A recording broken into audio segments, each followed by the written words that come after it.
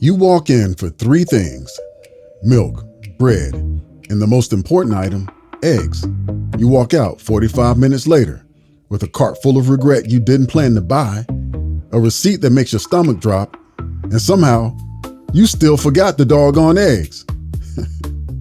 This happens almost every single time too. I mean, you already know it's gonna happen, and you still can't stop it. Why can't you stop it? It's because you are stupid when it comes to grocery shopping. The answer is not laziness. It's not poor willpower. It's not even bad memory. The answer is that the grocery store was engineered specifically, precisely, and scientifically to make you stupid.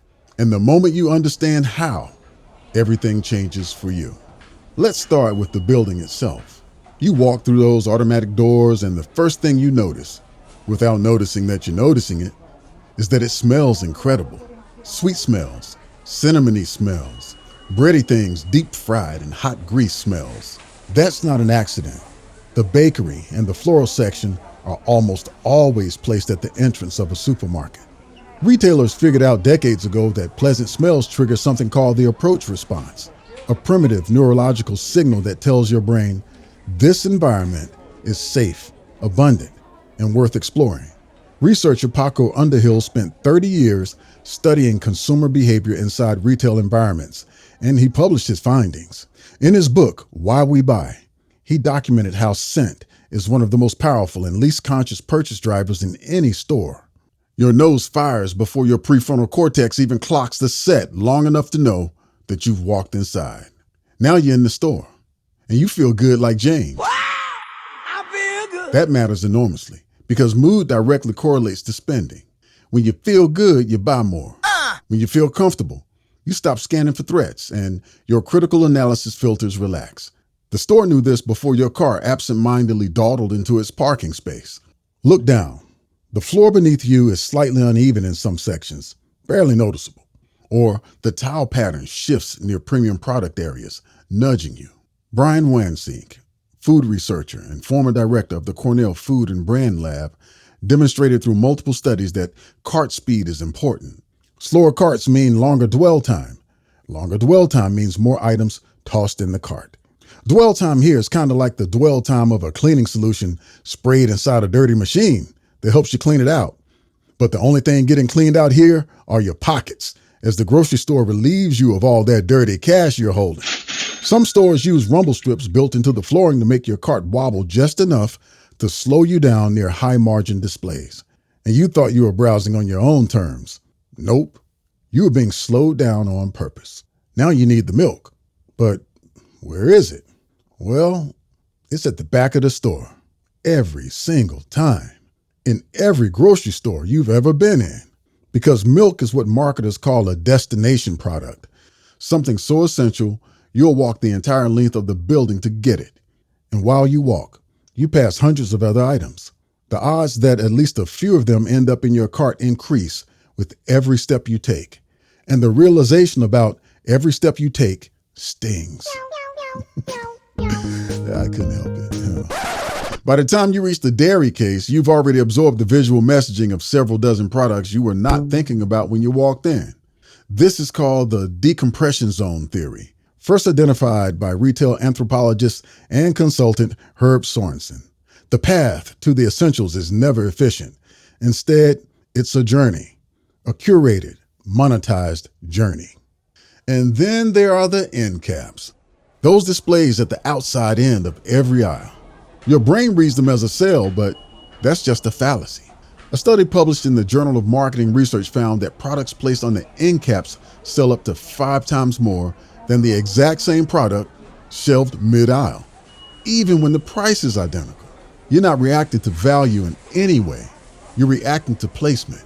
You're reacting to effective manipulation. Your visual system was trained by a lifetime of retail exposure to treat end caps as signals of a deal.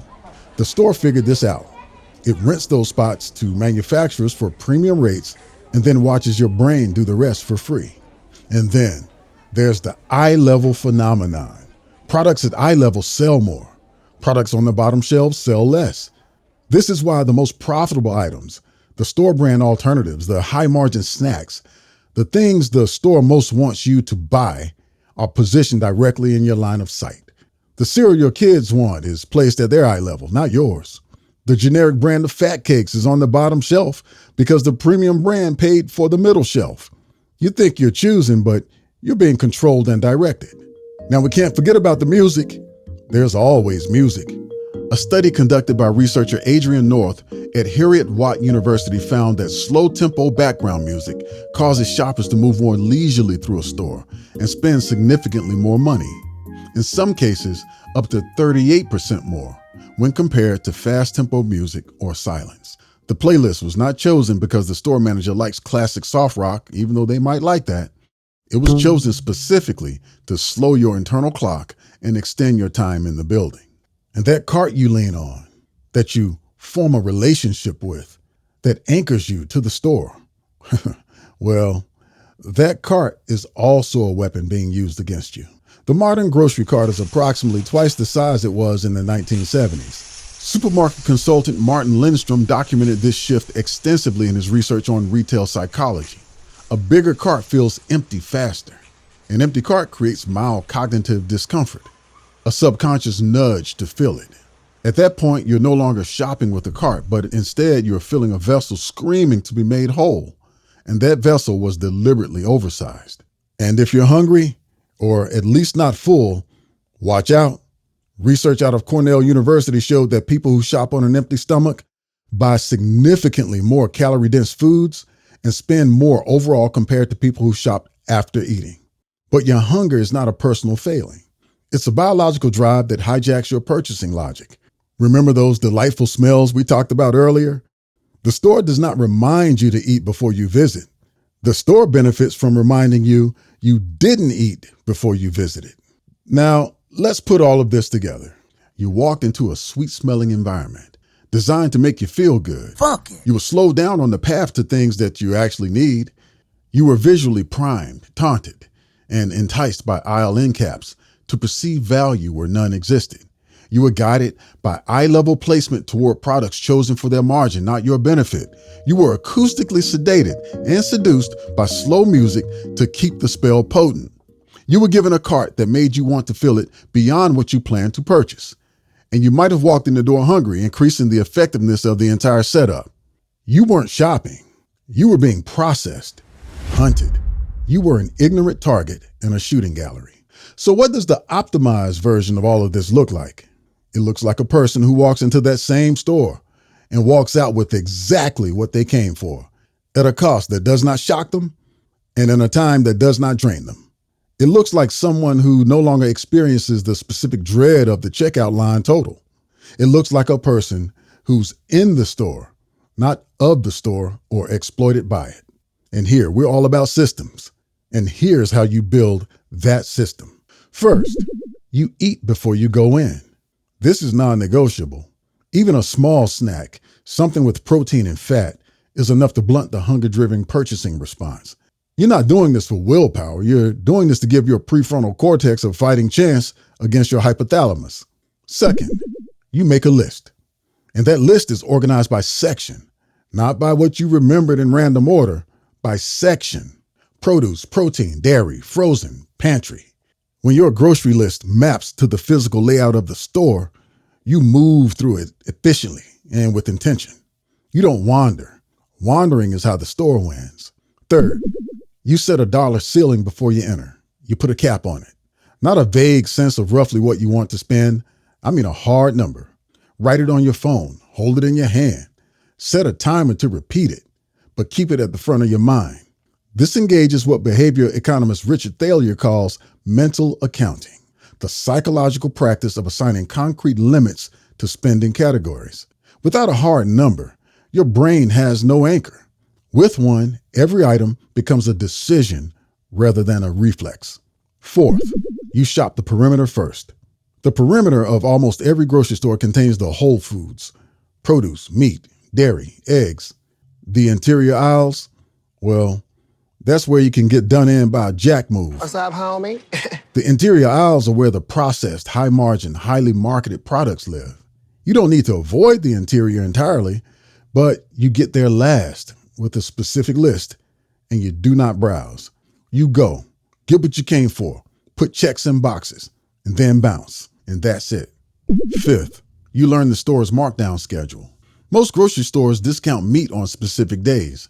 Most rotate their manager specials on a weekly cycle. Ask someone who works there or look it up online. A grocery store is not a random environment. It's a system. And systems have patterns that can be learned and used against them, or at least not used against you. Sixth, use a hand basket when you're buying fewer than 12 items. A basket in your hand creates physical resistance as it fills. A cart on wheels does not. That physical feedback is a real-time spending signal your nervous system can actually process. Seventh, and this one will take a little extra effort at first. You build a rotating meal plan. Not a rigid dietary program, but a solid idea of weekly meals. Most people eat roughly 85% of the same foods every week, so you're actually only shopping based on what you're already doing anyway. But now you're doing it with a system, with intelligence. Make a loose 2-week rotation of meals your household actually eats, already eats, and with a master shopping list derived from it. Be honest with yourself. How many different breakfast meals do you actually eat in a week anyway? And putting down peanut butter Captain Crunch and Captain Crunch with Crunch Berries as 2 distinct breakfasts, that's out of bounds. They're both just cereal, man. So list them as the same thing. The goal is not perfection. The goal is predictability. When you know what you're making, you know what you need. When you know what you need, the store loses its power over you. Most of this doesn't happen overnight. The meal plan takes a few weeks to refine, but quickly becomes a I can't believe I didn't do this before kind of moment. The list organization takes 1 or 2 trips to get right. The markdown and manager special schedule takes 1 conversation. But each piece reduces the surface area of the whole for your decision making inside of the store. And every decision you don't make on the floor of the store is a decision that can't be made against you. You walked in there for 2 or 3 things, and you used to Michael Jordan it and walk out with 23 things. But now you understand exactly why that happened. And you have a system that makes it stop. The store has not changed. The science of it has not changed, but you have. And the next time those automatic doors slide open and that warm, toasty smell of tasty goodness hits you in the face, you'll smile just a little, because now you see the game. You understand exactly what it's trying to do, and you know you are armored against it. Good luck on your journey to becoming a disciplined shopper, and thanks for watching.